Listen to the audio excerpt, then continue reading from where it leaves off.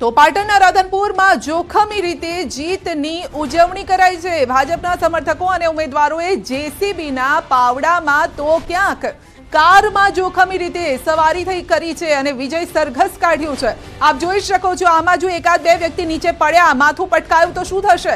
પોલીસની હાજરીમાં ભાજપના સમર્થકો ભાન ભૂલ્યા છે। ઉમેદવારોનું જોખમી રીતે જીત બાદ આ ઉજવણી કરતા આ દ્રશ્યો સામે આવી રહ્યા છે। તો કોઈ આકસ્મિક ઘટના બને તો જીતની ખુશી માતમમાં પણ ફેરવાઈ શકે છે। વધુ અપડેટ અશરફ પાસેથી લઈશું, અમારા સહયોગી જી। હમણાં જ વાત કરી રહ્યા હતા અશરફ કે ભાઈ જે ખુશી હોય, ઉત્સાહ હોય, એમાં આપો ન ખોવો જોઈએ। અહીંયા તો એ દ્રશ્યો દેખાઈ રહ્યા છે, ખુશી કંઈક વધારે પડતી દેખાઈ રહી છે।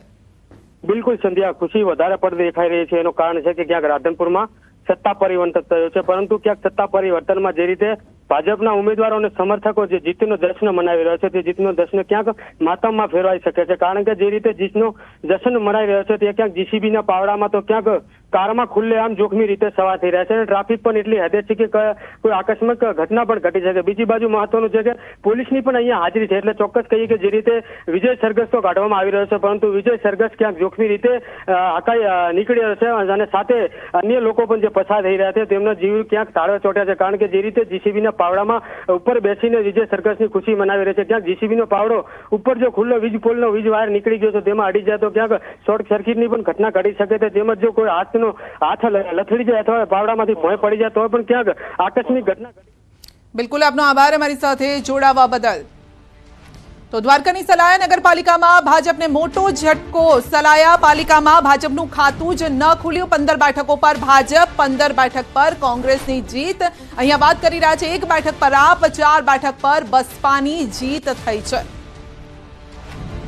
તો માંગરોળ પાલિકાનું પરિણામ રસપ્રદ બન્યું છે। માંગરોળની અમે વાત કરી રહ્યા છે, જ્યાં 15 બેઠક પર બીજેપી, 15 બેઠક પર કોંગ્રેસની જીત થઈ છે, એટલે કે ઇક્વલ અને 1 બેઠક પર આપ, જ્યારે કે 4 બેઠક પર બસપાની જીત થઈ છે। તો અહીંયા બસપા પણ ખાતું ખોલાવી રહી છે। વધુ અપડેટ મેળવીશું સંવાદદાતા અતુલ પાસેથી। જી અતુલ, માંગરોળ પાલિકા રસપ્રદ બની છે।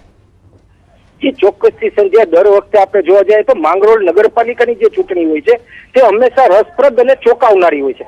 આ વખતે આપણે નગરપાલિકાની જો વાત કરીએ તો જે 9 વોર્ડની અંદર 36 ઉમેદવારો છે, તેમાં ખાસ કરીને જોવા જાય તો 15 છે તે ભાજપના છે, 15 છે તે કોંગ્રેસના છે અને તે આપ અને કોંગ્રેસનું ગઠબંધન હતું, એટલે 1 બેઠક છે તે આપને આવી છે, એટલે એ લોકો પોતાની સોળ ગણાવે છે। અને બીજી તરફ બસપાની 4 બેઠક આવી છે અને 1 અપક્ષ આવી છે।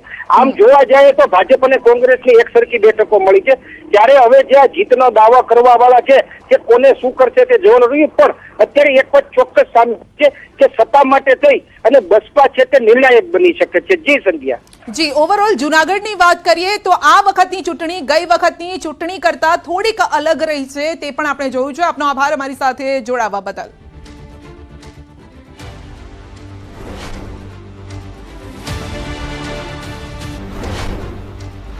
બીજી તરફ હવે ચલાલા નગરપાલિકાની વાત કરીએ તો ત્યાં આગળ પણ ભાજપનો વિજય થયો છે। ચલાલા પાલિકામાં ભાજપનો કબજો જોવા મળ્યો છે।